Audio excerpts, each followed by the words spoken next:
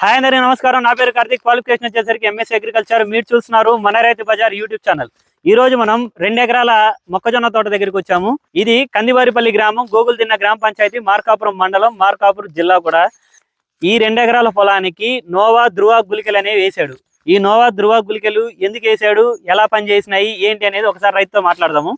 అన్నా, ఇప్పుడు నోవా ధృవ గుళికలు ఎందుకు వేసావు దీనికి? అదే పచ్చ పురుగు, నల్ల పురుగు, అదే పసుపు పురుగు నల్లది ఉంటే అవి వేసిన ఎమ్మటే ఉన్నదని మళ్ళీ కొట్టుకాడికి తీసుకున్నది గాయత్రి కొట్లో తీసుకొని వచ్చి చేసినాక 4 రోజులు రిజల్ట్ చూసినాక బాగానే ఉంది. మళ్ళీ ఇప్పుడు 10 days అయింది కదా, ఇప్పుడు బాగానే ఉంది.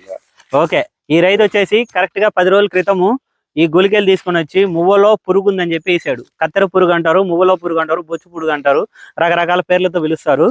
అది ఉందని చెప్పి వేసాడు. ఈ రోజుకి 10 days అవుతుంది. మనం 4-5 days కి రాలేదు. 10 days తర్వాత వచ్చాము. లోపల పురుగు కనిపించడం కానీ, మళ్ళీ కొత్త పురుగు పుట్టడం కానీ ఇప్పటికొచ్చి అయితే జరగలేదు.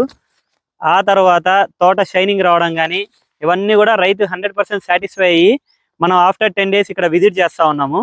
ఇంకెక్కడైనా పురుగు కనిపించింది అన్న నీకు? అన్న, ఇప్పుడు ఈ గుళికలు పనిచేసినాయి కదా, 10 మందికి నువ్వు చెప్తావా?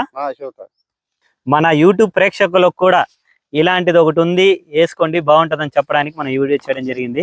మీ తోటలు కూడా మొక్కజొన్న తోటలు కత్తెర పురుగు నుంచి రక్షించుకోవడానికి ధృవ గుళికలు వేయండి. అందరికీ థ్యాంక్ యూ.